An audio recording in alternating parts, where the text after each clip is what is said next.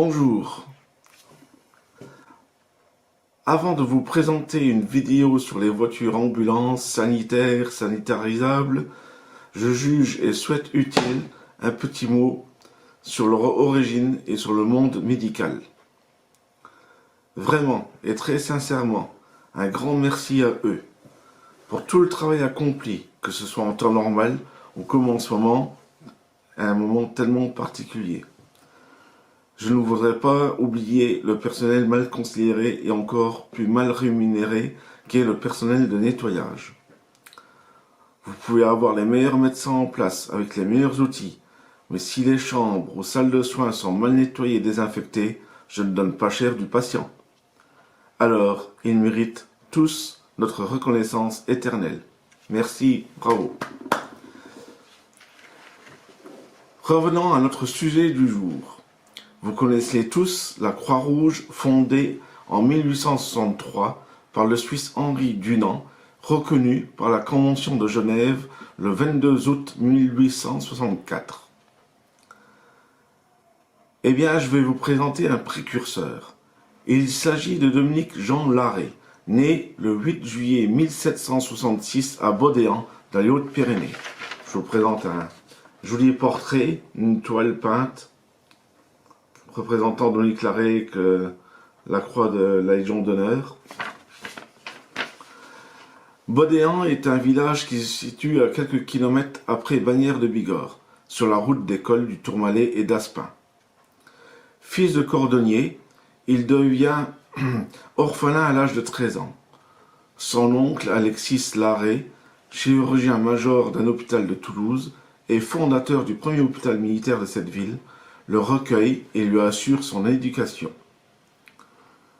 Dominique réussit brillamment sa scolarité, et après 6 ans d'apprentissage, il se rend à Paris pour étudier la médecine à l'Hôtel-Dieu. En 1787, il commence sa carrière en qualité de chirurgien dans la marine royale. Rapidement, il se lie d'amitié avec Corvisart, Bichat et Sabatier, qui est chirurgien en chef des Invalides. Dans cet hôpital, Dominique réussit le concours d'aide-major.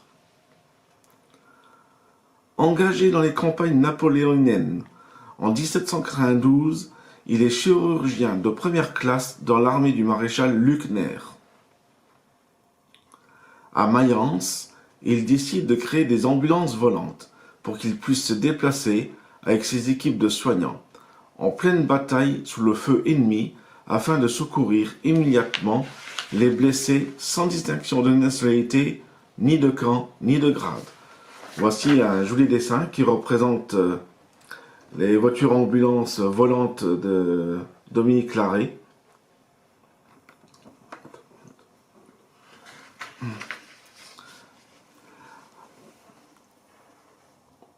Jusque-là, les blessés devaient attendre la fin des combats pour qu'ils soient soignés.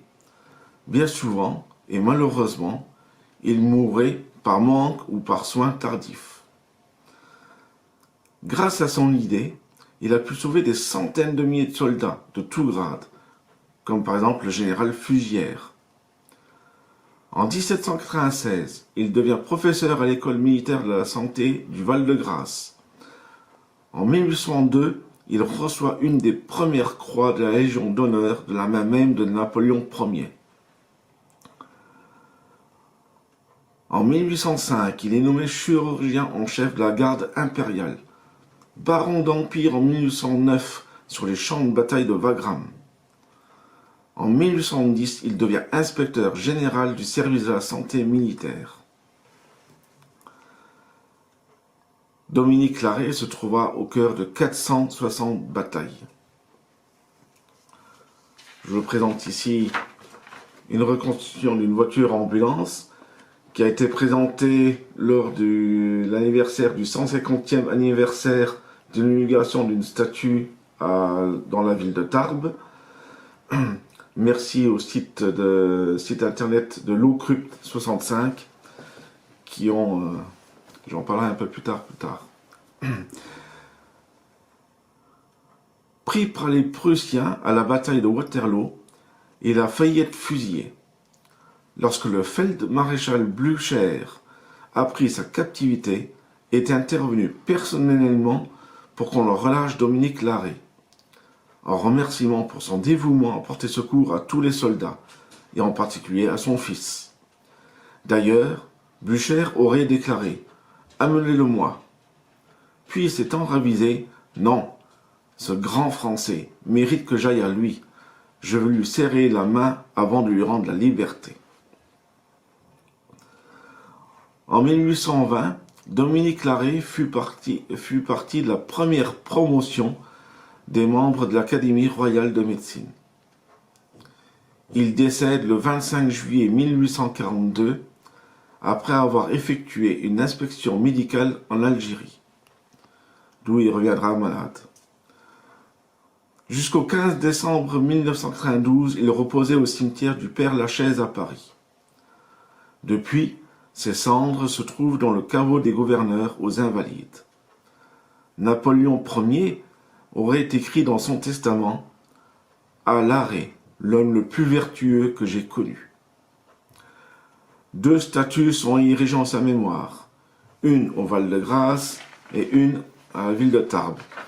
Voici donc une jolie photographie de la statue de la ville de Tarbes, prise par M. Daniel Mur sur le site de l'Ocrupt 65. J'espère que cette petite vidéo vous a plu et que vous comprenez bien qu'il ne s'agissait pas d'écrire la bibliographie complète de cet illustre chirurgien, mais bien d'en retenir l'essentiel. Si vous avez un peu de temps, vous pouvez consulter les dictionnaires de Larousse ou même fouiller sur Internet. Vous avez des sites très intéressants sur les hommes de médecine où ils vont largement détailler et illustrer la carrière de Dominique Larrey. N'hésitez pas à partager cette vidéo et je vous dis à très bientôt pour la prochaine et j'espère bien lors d'une visite au musée Laurent Deschenaux à Rethel. Au revoir.